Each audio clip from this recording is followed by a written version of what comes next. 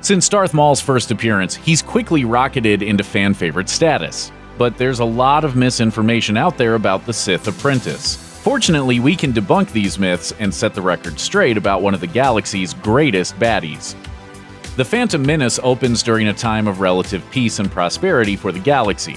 But as with any good story, there's trouble on the horizon. The Jedi Order has begun to feel disturbances in the Force and rumblings of an approaching conflict. Qui-Gon Jinn, a Jedi Master, and his Padawan, Obi-Wan Kenobi, are some of the first to sense this disturbance. As the two Jedi race to complete their mission to avoid an all-out war, their path becomes dogged by a phantom of the dark side of the Force. That phantom? None other than Darth Maul. Darth Maul is responsible for setting into motion the events that sparked the downfall of the Jedi Order and the rise of the Empire. His integral role in the lore of Star Wars is why it's so important to get his backstory and the facts about him right. These small details cause large ripples across the greater universe of Star Wars. They affect everything from the dark criminal underbelly of the galaxy to the highest echelons of the ruling class. For many fans of Star Wars, the word Sith in Episode 1, The Phantom Menace, was a revelation. It was the first time many had heard the term used to describe what, until then, most simply called the dark side of the Force.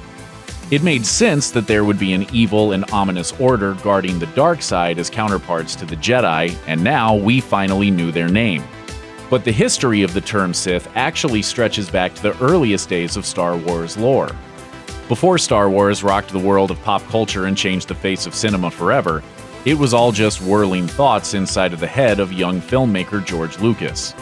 We think of characters like Luke Skywalker as being almost living people themselves because they seem so real and unchangeable. But these characters and the story surrounding them have undergone many drafts and revisions. The term Sith was actually first used in an early draft of A New Hope. This was back when the entire saga still lived in George Lucas's head as The Star Wars. While most of the changes and omissions in the final theatrical release of A New Hope were for the better, it's pretty cool that the Sith made their appearance decades later with Darth Maul hunting down our heroes. An intimidating warrior like Darth Maul seems like an obvious candidate to be the apprentice for the Sith Lord Darth Sidious, but he wasn't necessarily the first choice. Here's where Darth Maul's family comes into play. Like most powerful men, Darth Maul had an even more powerful mother who raised him. Mother Talzin was the leader of the Night Sisters, a group of Force-sensitive Dathomirian women who used the power of the Force for their own purposes. But since the Force imbues its users with otherworldly abilities, the Night Sisters were branded as witches on their home planet. Darth Sidious knew of this powerful clan of Force users and came to Dathomir seeking an apprentice. He intended to pass on the ways of the Sith to a student who would help him further his goals of destroying the Galactic Republic and the Jedi Order. Originally, Sidious told Mother Talzin that he wanted her to be his apprentice. A powerful Force user in her own right, she seemed like a natural choice. But Sidious betrayed her.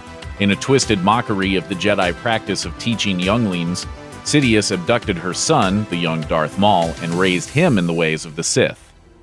As with so much of the massive, sprawling lore of Star Wars, there was still more to uncover.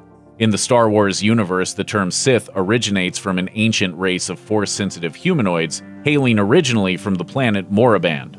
These people were known as the Sith, and the entire race had a penchant for the dark side. This Force-wielding species eventually dispersed and spread throughout the galaxy, and the name of their once mighty civilization came to refer to the order of Force users who allied with the dark side. The Sith had dark red skin and bodies with bone spurs, not too dissimilar to Darth Maul. But while Maul was one of the first beings to be associated with the word Sith, he isn't actually a member of the Sith species. He hails from the planet Dathomir, another world known for its Force-using inhabitants. Darth Maul is actually a member of the species known as Zabrak.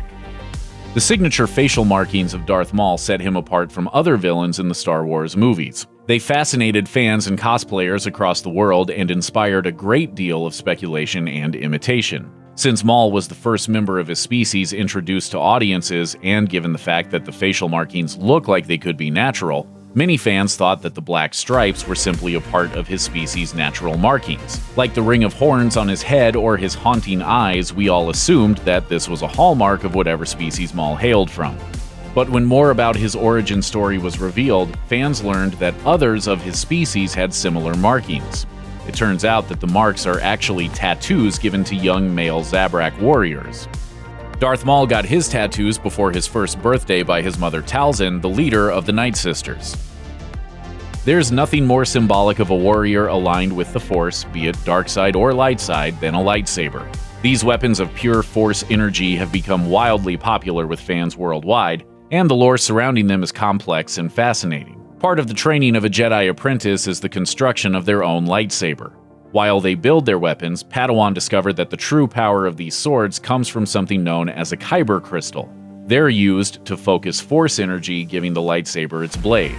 The reason they're so precious to the Jedi and the Sith is that these crystals are naturally attuned to the Force. When a young Jedi finds the right Kyber crystal to craft their lightsaber, they meditate with the crystal, aligning themselves to it until it takes on a unique color.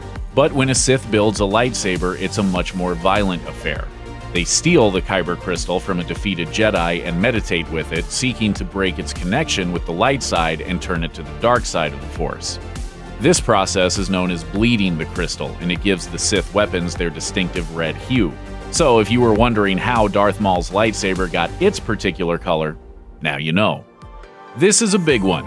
If you've seen The Phantom Menace and saw Obi-Wan cutting Darth Maul down, then you probably assumed that the Sith apprentice was no more. At the Battle of Naboo, Qui-Gon Jinn and Obi-Wan Kenobi finally confront Darth Maul. Qui-Gon falls to the Sith's superior lightsaber techniques as Obi-Wan watches helplessly. Then Kenobi, with the fury of the Force on his side, assaults the Sith in an epic lightsaber battle, which ends in Darth Maul getting neatly sliced in half. The gruesome image of Maul's severed body falling into a dark abyss stuck with fans for years, and everybody believed they'd seen the last of the Sith apprentice. But as in so many movies and TV shows, falling into a misty, seemingly bottomless pit doesn't mean much, even if you've been chopped in two. Years later, it was revealed that Darth Maul didn't die from his injuries that day. He used his powerful ties to the Force, as well as his sheer will and an all-consuming hatred, nourished by his Sith training, to cling to life. My hatred kept my spirit intact even though my body was not. Yet I was lost and became a rabid animal. Maul escaped through a garbage chute and, along with trash, was brought to a landfill planet where he crudely constructed a set of robotic spider-like legs, losing his mind in the process. It must have been pretty reassuring for Luke Skywalker the first time he heard his departed mentor Obi-Wan Kenobi's voice. After losing his aunt and uncle, the only home he'd ever known, and the man who introduced him to the space magic the Jedi call the Force, it was probably a big relief to know that there was a way for the dead to communicate with the living. Oddly, being able to defy death is supposed to be the hallmark of the Sith. It's what initially attracted Anakin Skywalker to the dark side, after all. However, only those who've devoted their lives to the light side of the Force can return as Force ghosts and impart advice to those still inhabiting the mortal realm. In other words, Darth Maul can never come back as a Force ghost. Sure, by the end of his long and exciting life, he wasn't a fan of the Sith, but he never embraced the light side of the Force. Anakin Skywalker, also known as Darth Vader, was able to return as a Force ghost because, in the end, he renounced evil and turned to the light. Darth Maul? He was bad to the bone until the day he died. Taken from his homeworld and everything he knew at a young age, Darth Maul was trained by one of the most powerful Sith Lords the galaxy has ever known. Darth Sidious molded Maul to be a living weapon and tool of the dark side. The intense training and brainwashing he was subjected to was nearly impossible to break away from, and at first it seemed that Darth Maul would be loyal to the Sith until the day he died. This wasn't the case. Remember when we told you that he survived being cut in half on Naboo? Well, eventually he was rescued by his brother. As he recovered, he was given a more traditional set of robotic legs to replace the spider-like ones he had constructed. Once he had finally healed, Maul set his mind to a singular objective: revenge against Kenobi. Unfortunately, by the time he was ready for battle once again, Darth Sidious had already taken on Darth Vader as his new apprentice. For the Sith, there can be only two: a master and an apprentice. And since Vader was in, Maul was out. Instead, he used his Force powers and his prowess in battle to set himself up as a crime lord, becoming the shadow power behind the ruler of the planet Mandalore. While lurking in exile building a criminal empire, Maul never lost sight of his one true burning motivation: revenge against the man who'd bested him. Obi-Wan Kenobi had taken almost everything from Maul after cutting him down on Naboo. After briefly battling once again for a long time, it seemed like that encounter would be the last time the two would ever meet. But years later, Darth Maul would have his final showdown. The two wove in and out of each other's lives during the Clone Wars and beyond. But it would be on Tatooine, the location of their first encounter, where Maul would meet his doom at the hands of Kenobi. Years after the fall of the Galactic Republic, Maul traced Kenobi to his desert hideout. It was here that the Jedi kept a watchful eye on a growing Luke Skywalker. The two old foes crossed sabers once again, and the outcome was the same. Kenobi stood triumphant, this time for good. Check out one of our newest videos right here. Plus, even more Looper videos about Star Wars are coming soon. Subscribe to our YouTube channel and hit the bell so you don't miss a single one.